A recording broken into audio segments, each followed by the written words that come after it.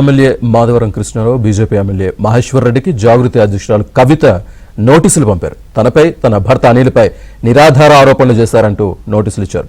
వారం రోజుల్లో బహిరంగ క్షమాపణ చెప్పాలని కవిత డిమాండ్ చేశారు.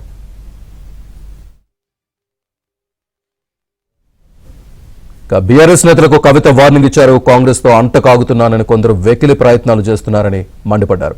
వాళ్ళందరికీ ఒకటే చెబుతున్నానని, ఇప్పుడు పడింది టాసేనని, మున్ముందు టెస్ట్ మ్యాచ్ ఉంటుందని అన్నారు. ఎందుకు ఉలిక్కి పడుతున్నారని, దమ్ముంటే తన ప్రశ్నలకు సమాధానం చెప్పాలని అన్నారు. మీరేదైతే కాపీ చూపిస్తున్నారో మా హస్బెండ్ ఏవి రెడ్డి గారిది ఉన్నటువంటిది, అది 2 సర్వే నంబర్లకు సంబంధించినటువంటి ల్యాండ్.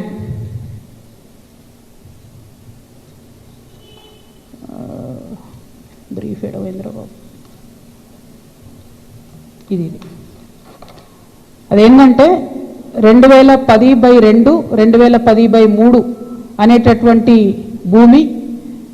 దీనికి 1975 నుండి కూడా ఈ భూమికి కంప్లీట్గా పట్టాలు ఉన్నాయి, దానికి పాస్బుక్లు ఉన్నాయి. కంప్లీట్గా ఇది ప్రైవేట్ ల్యాండ్. ఈ ప్రైవేట్ ల్యాండ్లో 4 వ్యక్తులు, 4 కొడుకులు, వాళ్ళకి మనిషి 4 ఎకరాలు వచ్చినాయి. ఈ మనిషి 4 ఎకరాలు వచ్చినటువంటి ఈ భూమిని అక్కడ ఒక కంపెనీ ఉంది, టేకంషా అనే కంపెనీ. ఆ టేకంషా అనే కంపెనీకి 37 ఎకరాలు ప్రభుత్వము అమ్మింది ల్యాండ్. అప్పుడు వాడేం చేసిండు, ఆ అమ్మిన ల్యాండ్తో పాటు ఈ ప్రైవేట్ వాళ్ళ భూమి కూడా లోపలేసుకొని కాంపౌండ్ వాళ్ళు పెట్టుకున్నాడు. ఈ ప్రైవేట్ వాళ్ళంతా కాంపౌండ్ వాళ్ళకి పోయింది కాబట్టి వాళ్ళంతా ఈ రియల్ ఎస్టేట్ వ్యాపారంలో ఉన్నటువంటి మా హస్బెండ్ ఇంకా కొంతమంది దగ్గరకు వచ్చారు. ఈ 16 ఎకరాల భూమికి దాదాపు ఒక 20 మంది ఆ భూమిలో ఉన్నారు. అందులో మా భర్త కంపెనీ కూడా ఒకటి. ఇది మొత్తం ప్రైవేట్ ల్యాండ్ మాది, నువ్వెట్లా కాంపౌండ్ లోపల పెట్టుకుంటావు అని చెప్పి ఒక 9 ఏళ్ళు నడిచినట్టుంది ఈ డిస్ప్యూట్. నాకు తెలిసి ఇది మా ల్యాండ్ అని వీళ్ళు, కాదని వాళ్ళు.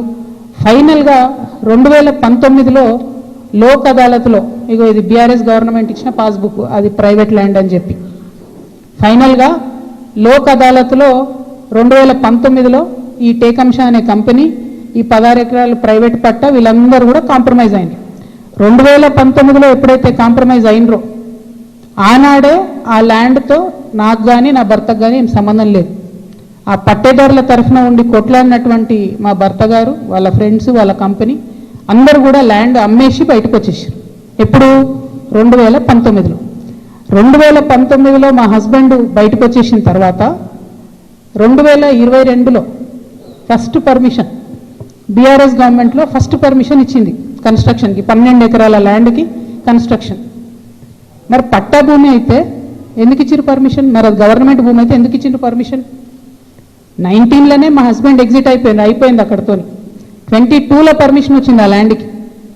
మరి ప్రభుత్వ భూమి అయితే ఎట్లా ఇచ్చారు పర్మిషన్? సంతకం పెట్టింది ఎవరు? కేటీ రామారావు గారు. అంటే ఇప్పుడు మాధవరం కృష్ణారావు గారు ఏమంటుండు? కేటీ రామారావు గారు సంతకం పెట్టిండు అంటున్నా. కేటీ రామారావు గారు సంతకం తప్పంటుండా? ప్రభుత్వ భూమిని కేటీఆర్ గారు సంతకం పెట్టి ఇచ్చిండు అంటురా? ఏమంటుండ్రు? ఆ విషయం ప్రజలకు చెప్పాలి ఫస్ట్.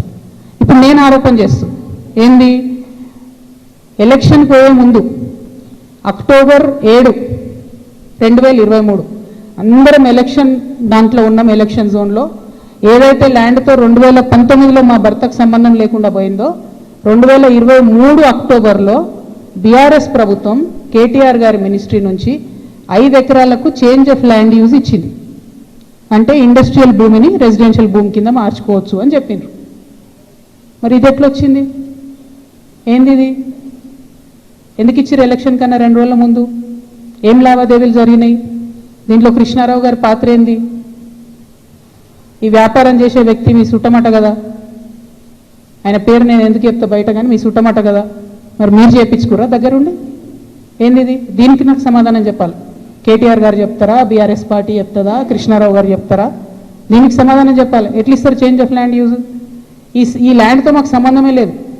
5 ఎకరాలకు బీఆర్ఎస్ గవర్నమెంట్లో చేంజ్ ఆఫ్ ల్యాండ్ యూజ్ వస్తుంది. నిన్నగాక మొన్న 6 ఎకరాలకు కాంగ్రెస్ గవర్నమెంట్ కూడా అదే ల్యాండ్లో చేంజ్ ఆఫ్ ల్యాండ్ యూజ్ ఇచ్చింది.